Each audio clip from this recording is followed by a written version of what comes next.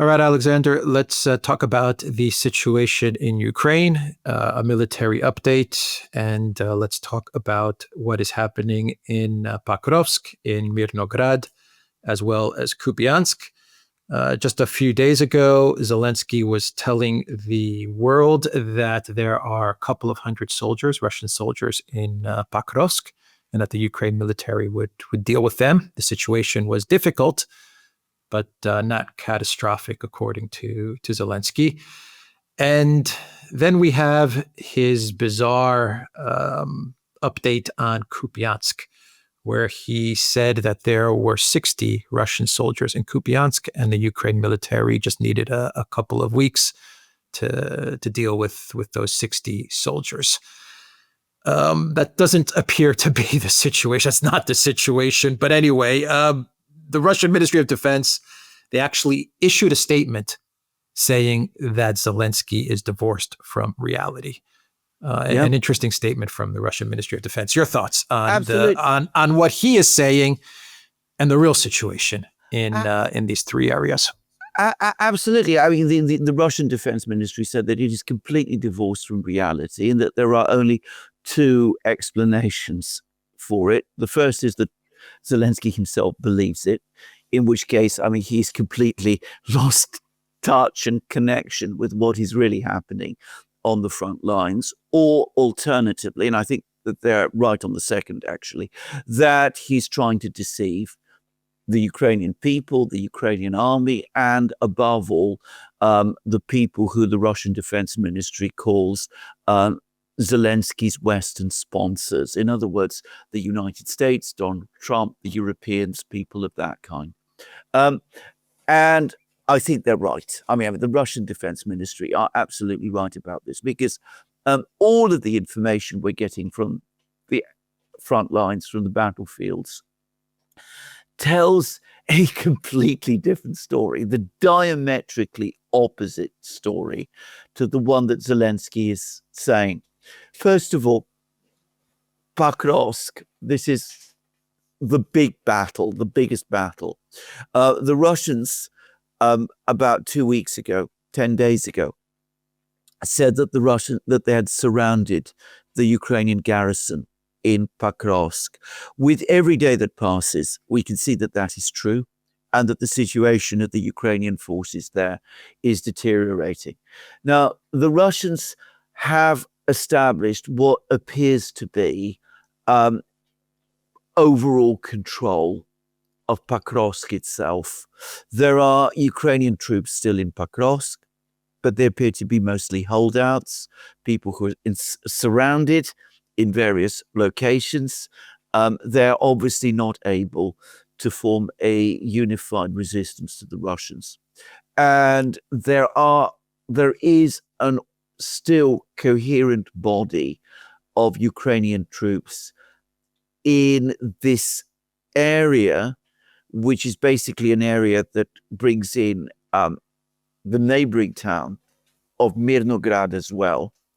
But it also is clearly surrounded, and it is deterioration. The situation there for these surrounded troops is deteriorating every day. And from what I can tell, the deterioration is accelerating. On one day, the Russians claimed that they'd captured 64 buildings in the Pakrovsk area. Now, that suggests a rapid decline of resistance. And I get the sense that actual fighting within the Pakrovsk area is becoming very sporadic, and that the Ukrainian forces there are not resisting very strongly anymore. And in Kupiansk, the situation seems to be actually worse. From what I can see, the Ukrainians there are surrounded too, are surrounded by just the 60 Russian soldiers, presumably, that Zelensky's talking about. Well, let's put this irony aside. The Russians have clearly surrounded the Ukrainian soldiers in the Kupiansk area as well. And the Russians unusually have given us a timeline for when they think this is going to be over. They think it'll be over in about a week. So that perhaps tells us that the fighting in Kupiansk is progressing quite rapidly. Now, going back to that Russian Defense Ministry statement, the part where they say that Zelensky is trying to deceive his Western sponsors, it looks as if the United States is not deceived, because we've had a cluster of articles appearing in the American media, the Washington Post, the New York Times, and the Wall Street Journal, all of which are saying that the Ukrainians are indeed in a critical situation in Pakrovsk, that Pakrovsk is about to fall, and that the Ukrainians need to withdraw from Pakrovsk. And if you read the articles, which are all very similar, basically they are doing two things. I think they're reinforcing advice that the Americans are giving Zelensky, that just accept the fact that Pakrovsk is lost and withdraw. So they are a message to Zelensky. And at the same time, they're preparing the American public for the fact that Pakrovsk is going to fall. They're downplaying its significance. They're telling the usual stories about how the Russians have lost 10 million men trying to capture the small town, and that it is of no military or strategic significance, all of that. But they are trying to prepare the American public for the fall of Pakrovsk. Yeah, they do it all the time. Bakhmut, Avdiivka, it's the same story. Yeah. No strategic significance. Yeah, Russia paid a heavy price to win a propaganda narrative, which actually the Washington Post says that. It says that Russia taking Pakrovsk is going to be a big propaganda win for Russia. Yeah. Not a logistics win, not anything like that. No, it's a propaganda win and nothing else. Yes. Okay. Trump is also now talking about solving Project Ukraine again. Yes. Right. He's having or he had a meeting with leaders from Eurasia, from Central Asia. Yeah. And once again, he is talking about some sort of resolution to the conflict in Ukraine. Witkoff also talked about the United States being close to some sort of a resolution for Ukraine. A coincidence that this is happening now that Russia is capturing Pakrovsk? Well, of course not. the whole premise of the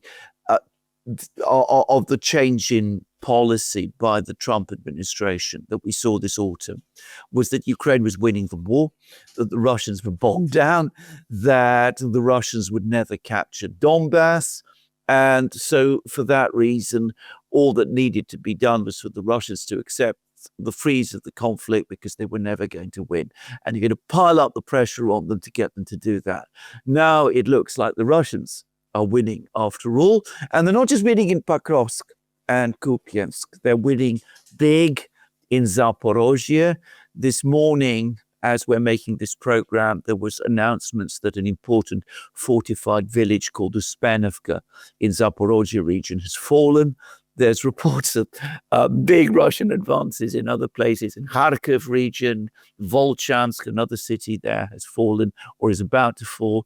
In Konstantinovka, another big town, the Russians advancing there too. All of these things are coming together. So suddenly the Americans are understanding that, all this story about Ukraine successfully holding the Russians back in Donbass, that wasn't really true after all. So maybe just possibly we have to revise our ideas, try to get the Russians to change, to agree to some kind of ceasefire after all, but perhaps accommodating some of their concerns, like trying to get the Ukrainians to withdraw from Donbass and all that. So this is why the Americans have changed tack, because as I said, they now, at least some of them, I don't think Witkoff, by the way, had any doubts, but Trump himself perhaps now realizes that he was tricked by a false narrative.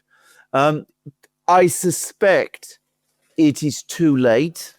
The mood in Russia has hardened significantly as a result of what has happened over the last few months, as we've discussed in many programs.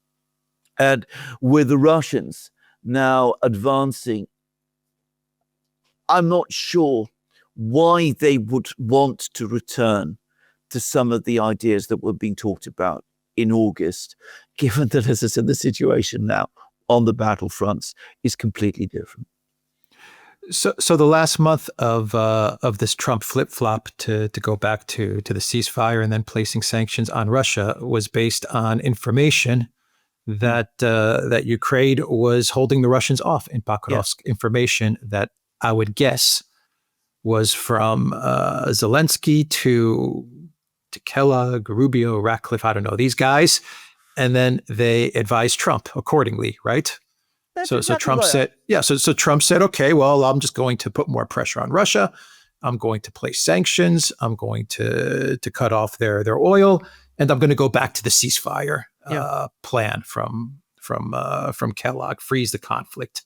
I'm going to go back to all of that. Yeah. Now that this has been exposed as being a complete lie, is anyone going to get fired? No. I mean, right? No. And it's all going to revert back again. Yeah. Because of one thing that we can be absolutely certain about is that Zelensky is never going to accept any kind of retreat. And he's going to take an absolute hard line. He's going to demand more military assistance, more military aid. And what will happen as night follows day is that even as Witkoff tries to get Trump to understand that the situation is turning critical and is going badly against him, and that the Ukrainians and all of these other people, Kellogg, Waltz, Rubio, Radcliffe, have been lying to him, he's now got to change positions. But they will come back and say, Mr. President, you can't just let the Russians roll you over in this. You've got to show that we are strong. That's what peace through strength is all about. So what we now need to do is to stem the tide of the Russians in the war. And that means sending long-range missiles to Ukraine and authorizing attacks on Russian refineries and toughening up and tightening up the blockade on Russian oil supplies.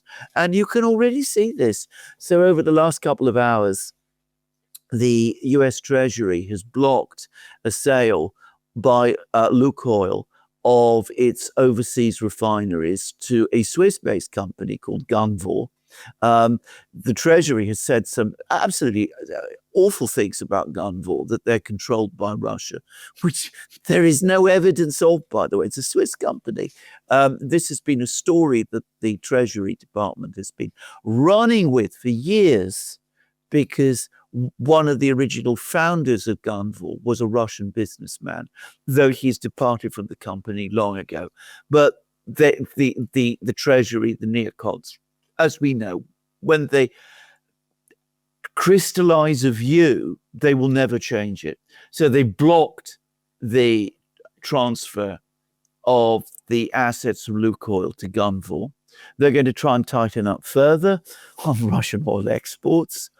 India looks like it's going to continue to buy Russian oil. They bought more Russian oil in December. China, of course, is not going to pay any attention to the American sanctions or threats of sanctions whatsoever, as we have seen. So the big pressure is going to be on Europe, and they're already working on this and trying to stop oil supplies from Russia to Europe and LNG supplies to Europe, creating massive problems in Europe, potentially an oil shortage there, a potential crisis in Bulgaria, which depends heavily on refined oil from a refinery, a Lukoil refinery in Bulgaria. Massive problems in Hungary. This is Orban, Trump's erstwhile friend, but we discussed how he's been thrown under a bus, and potentially a very cold winter in Europe. The United States apparently struggling to keep up with oil export demands, perhaps facing a cold winter itself, perhaps able to supply less to Europe than it did. We're going to have energy and a further upward spike in energy costs in Europe this winter, or at least that's how it looks. But that's what's going to happen now. There's going to be this demand from the hardliners, even as the situation deteriorates, not to go back and negotiate with the Russians and return to the Alaska ideas, but to escalate instead. Would the Russians even return to the Alaska idea? Well, I mean, Trump is now starting to float it out there again, right? He's floating it out there. He thinks that he's going to maybe charm Putin into another round of phone calls and negotiations and talking about solving the conflict in Ukraine. I mean, he's floating it out there now. Will the Russians fall for this song and dance again? I highly doubt it. I think it is very unlikely. I mean, we've discussed this many times. Putin himself undoubtedly has been badly embarrassed and badly burnt by his attempts to get something set up with Trump. If Trump comes back and now says to Putin, let's go back to what we agreed in Alaska, what is inevitably going to happen is that Putin is going to have to go to his Security Council, in other words, the top people in Russia, and he's going to say, look, Trump now wants to return to Alaska. And they will say to him, you must be joking.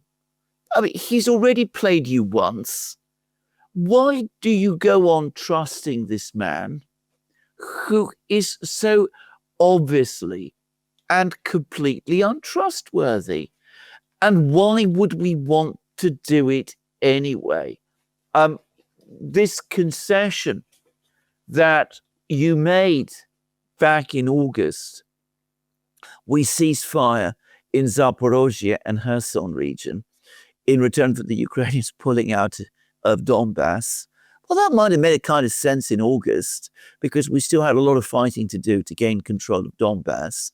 But with Pakrovsk and Kupiansk about to fall, the writing is on the wall for the Ukrainians in Donbass anyway. And can we really give up now in Zaporozhye, where we're making all of these advances, and in Kherson, where our troops are in Kherson city across the river? So I think that I just basically, I can't see it. I can't imagine that even Putin will want to go there. And if he does, I think there would be an enormous row about it. And I don't think Putin would want to go against what I suspect would be the unanimous view in the Security Council, which is completely opposed to this. I ought to say it's not just, of course, oil issues. I mean, we're talking about the Europeans. The Europeans are struggling to get a financial package for Ukraine together. Ukraine is running out of money very fast now. There's worries again about hyperinflation. You would think that all the pressures are there now to try to settle this thing as quickly as possible. My own sense is that because Trump didn't do the deal in Alaska, the chances of retrieving this situation are gone. And we could be seeing a major crisis in Ukraine in the spring. And at that point, frankly, I don't think Trump will have any cards left to play. Yeah, the whole story about financing Ukraine is really interesting because Belgium is staying firm in that they're not going to go for the seizing of the assets. Obviously, it would destroy Belgium. Yes. As a country, it would melt down. Euroclear would melt down, and Belgium would melt down. Yes. And so at least you have Belgium finally confronting the situation and saying, look, we've gone too far. Yes. Taking the Russian assets would mean that our country would have a financial catastrophe. Yes. And no one in Europe wants to support Belgium, right? They talk about solidarity all the time and unity. And then when Belgium says, okay, well, let's share the risk, all the EU member states are saying, nah, it's not really. We don't need to share the risk on this one. Just trust us, Belgium. Everything's going to be okay, is what they're telling Belgium. Yes. So now the EU is floating out Euro bonds again, basically. Yes. Right? Absolutely. That's exactly what they're doing. And we're going to see probably big pressures over the next couple of weeks to try and get Euro bonds floating. The problem with Euro bonds is that with Merz's popularity in Germany declining fast, what was unacceptable in Belgium with respect to Russian asset seizures might be unacceptable in Germany with respect to Eurobonds. I'm getting the sense that the mood in Germany is shifting and is shifting hard against this idea too. So it's looking very difficult and very complicated. And by the way, it's not just the Belgians who are now coming out opposing the idea of Russian asset seizures. It's also the French and the Italians. And I suspect it's an opportunistic thing. I think they were never happy that the Germans were making all the running with this asset seizure idea. They are probably trying to use this to try to get the Germans to agree to Euro bonds. This is why they're now opposing the asset seizures, because they want to push the Germans towards the Euro bond idea, because France and Italy, as the two biggest debtors in the EU, are obviously very keen altogether on debt pooling within the European system. They want to draw indefinitely on Germany's credit card. But that's going to make the Germans even more likely to oppose this. So it's all very interesting, and it's going to be interesting to see how all this plays out. It's not only Germany that's against the Eurobonds. The Netherlands. The Netherlands is against the Eurobonds. I believe Finland, or at least the people in Finland, the population in Finland is against Eurobonds. Absolutely. The EU is also taking money out of other funds, like social funds. Yes.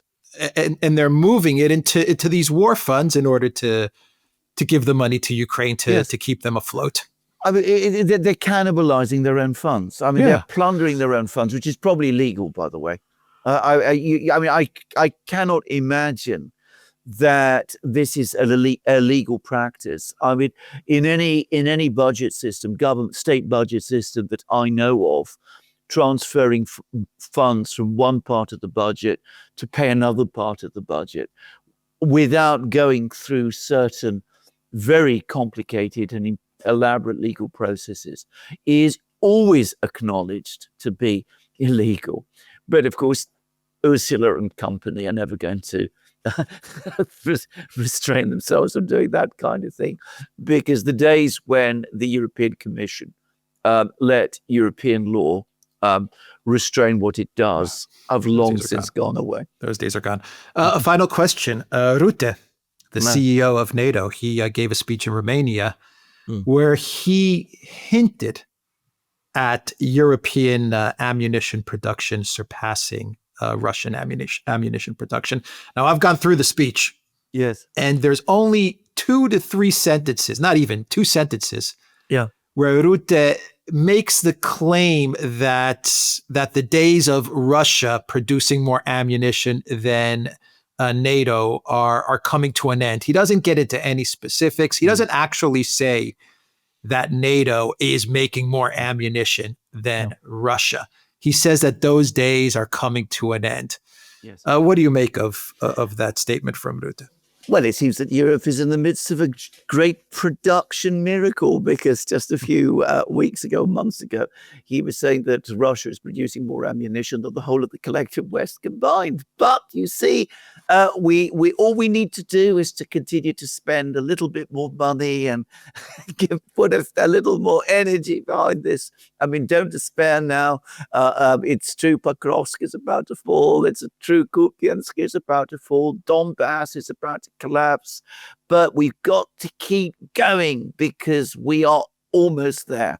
We've achieved this enormous production miracle. I mean, don't ask me for the figures.